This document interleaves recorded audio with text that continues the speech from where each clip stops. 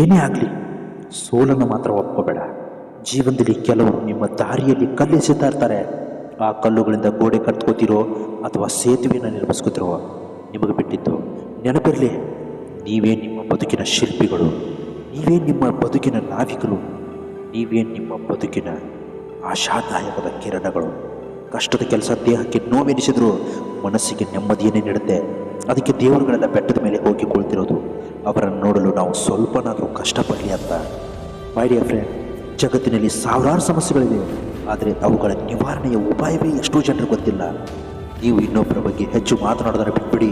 ಇದಕ್ಕೆ ಬದಲಾಗಿ ಇನ್ನೊಬ್ಬರೊಂದಿಗೆ ಮಾತನಾಡೋದನ್ನು ಕಲ್ತ್ಕೊಳ್ಳಿ. ಆಗ ಎಲ್ಲ ಸಮಸ್ಯೆಗಳು ಮಾಯವಾಗುತ್ತೆ. ಕೋಪ ಅದು ವೇಗವಾಗಿ ಬಂದು ಒಳ್ಳೆಯತನವನ್ನು ಕ್ಷಣದಲ್ಲಿ ನಾಶ ಮಾಡಿಬಿಡುತ್ತೆ. ಆದರೆ ತಾಳ್ಮೆ ಹಾಗಲ್ಲ. ತಾಳ್ಮೆ ಅನ್ನೋದು ತಡವಾಗಿ ಬಂದರೂ ಒಳ್ಳೆತನವನ್ನು ಶಾಶ್ವತವಾಗಿ ಉಳಿಯುವಂತೆ ಮಾಡುತ್ತೆ.